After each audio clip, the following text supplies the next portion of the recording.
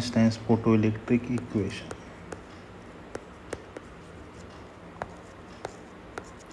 तर हे समजण्यासाठी पहिल्यांदा फोटोइलेक्ट्रिक इफेक्ट हा थोडक्यात आपण रिवाईज करून घेऊ. सपोज करा आपण सांगितलेलं आहे की एक मेटल सरफेस आहे. या मेटल सरफेसमध्ये नंबर ऑफ इलेक्ट्रॉन्स असतात. हे जे काही सरफेसवरचे इलेक्ट्रॉन्स आहेत आणि हे थोडं मिडल साईजमधले. आपण काय केलं, याच्यावर एक लाईट इन्सिडेंट केली. We know that this light consist of large number of photons. जर पार्टिकल नेचर जर पाहिलं आपण लाईटचं, तर त्यामध्ये लार्ज नंबर ऑफ फोटॉन्स असतात आणि त्या फोटॉन्सला एनर्जी असते. तर ती किती एनर्जी असते? E=H × न्यू एवढी एनर्जी असते. इथं H काय आहे, तर प्लँक्स कॉन्स्टंट आहे. प्लँक्स कॉन्स्टंट आणि nu is a frequency of that particular light. जी लाईट आपण इन्सिडेंट केलेली आहे त्याची फ्रिक्वेन्सी म्हणजे ही लाईट आहे. म्हणजे आपण E=H न्यू ही एवढ्या एनर्जीची लाईट आपण या मेटलवर इन्सिडेंट केली. फोटोइलेक्ट्रिक इफेक्ट काय सांगतो? When a light of suitable frequency is incident on that particular metal, then these electrons from that metal surface ejected. हे इलेक्ट्रॉन्स काय होतात? इजेक्ट होतात. या फिनॉमिनालाच काय म्हणतो आपण? फोटो इलेक्ट्रिक इफेक्ट म्हणतो. मग आता इथं 2 पॉईंट येतात. एक येतो threshold frequency. First one is threshold frequency, किंवा त्याला आपण थ्रेशोल्ड एनर्जीच्या फॉर्ममध्ये सुद्धा म्हणता येतं आपल्याला. आणि दुसरा येतो वर्क फंक्शन.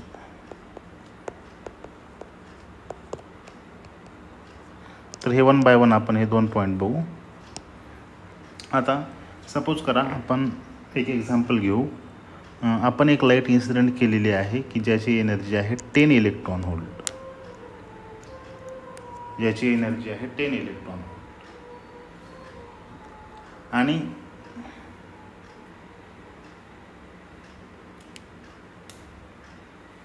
याची काय एनर्जी आहे 10 इलेक्ट्रॉन व्होल्ट. जर आता आइन्स्टाईन्स फोटोइलेक्ट्रिक इक्वेशन काय सांगतं की आपण इन्सिडेंट केलेली एनर्जी एखाद्या मेटलवर ही 2 टाईपनं युटिलाइज होते. एक म्हणजे त्या इलेक्ट्रॉनची एनर्जी जी की त्या इलेक्ट्रॉनला त्या मेटल सरफेसमधून बाहेर काढते, आणि प्लस उरलेली जी काही एनर्जी आहे ती त्या इलेक्ट्रॉनची कायनेटिक एनर्जी वाढवण्यासाठी त्याचा उपयोग होतो. म्हणजे हे थोडक्यामध्ये आपण एक्झाम्पलच्या स्वरूपामध्ये समजून घेऊ. सपोज करा आपण काय केलेलं आहे, एक 10 इलेक्ट्रॉन व्होल्ट एवढी एनर्जी, फक्त एक्झाम्पल घेतलेलं आहे आपण समजण्यासाठी. आपण 10 इलेक्ट्रॉन व्होल्ट एवढी एनर्जी जर एखाद्या मेटल सरफेसवर आपण इन्सिडेंट केली, तर त्या 10 इलेक्ट्रॉन व्होल्टमध्ये सपोज करा की 4 इलेक्ट्रॉन व्होल्ट एनर्जी काय होत आहे, हे इलेक्ट्रॉनला बाहेर काढण्यासाठी लागत आहे या मेटल सरफेसमधून. तर उरली किती, तर 6 इलेक्ट्रॉन व्होल्ट ही एनर्जी त्याची कायनेटिक एनर्जी म्हणून त्याचा उपयोग होतो.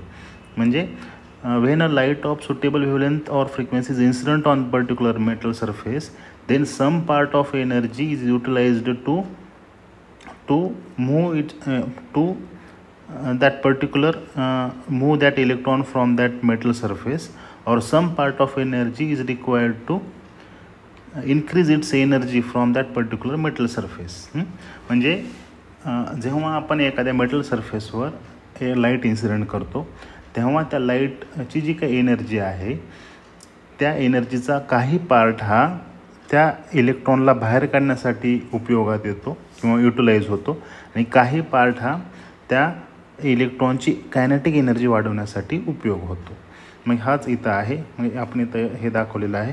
म्हणजे E=E0 + कायनेटिक एनर्जी. आता मी सांगितलं तुम्हाला की एखाद्या मेटल सरफेसमधून आता ह्या इक्वेशनमध्ये बघू आपण. आता E=E0 + कायनेटिक एनर्जी आपण सांगितलेलं आहे. आपल्या जी काही लाईटची एनर्जी आहे ती किती असते, E=H असते. आणि हे E0 जे आहे त्या E0ला काय म्हणतो आपण, तर थ्रेशोल्ड एनर्जी म्हणतो. थ्रेशोल्ड एनर्जीचा फॉर्म्युला काय आहे, E0=H × new not. New not म्हणजे काय, तर ही थ्रेशोल्ड फ्रिक्वेन्सी आहे. हे न्यू नॉट इक्वल्स टू काय आहे, थ्रेशोल्ड फ्रिक्वेन्सी आहे.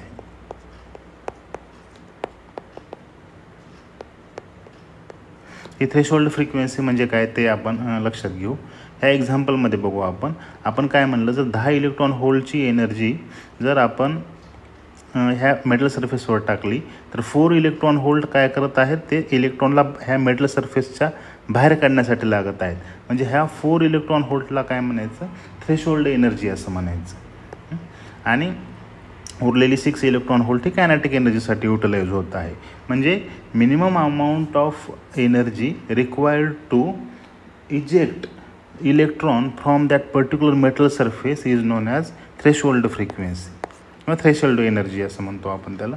H is a Planck's constant. म्हणजे थ्रेशोल्ड फ्रिक्वेन्सी काय आहे की it is a minimum amount of energy required to eject electron from a particular metal surface is known as threshold frequency. म्हणजे आपण ह्या इक्वेशनमध्ये मग म्हणू शकतो की H nu equals to E नॉटला काय म्हणू शकतो आपण, H nu nought plus kinetic एनर्जीचा फॉर्म्युला असतो हाफ mv². म्हणून hence half mv² equals to काय येईल इथे, एच न्यू हे इकडं लेफ्ट साईडला नंतर मायनस होईल, H nu minus H nu nought. त्यामुळं half mv² equals to H into nu minus nu nought. हे रिक्वायर्ड आपलं इक्वेशन आहे. आता याच्यामध्ये 3 कंडिशन्स आहेत. याच्यामध्ये ह्या 3 कंडिशन्स आहेत, त्या 3 कंडिशन आपण समजून घेऊ. तर बघा, फर्स्ट कंडिशन काय आहे, Wien new is greater than new 0. म्हणजे आपण 10 इलेक्ट्रॉन होल्डची लाईट इन्सिडेंट केलेली आहे.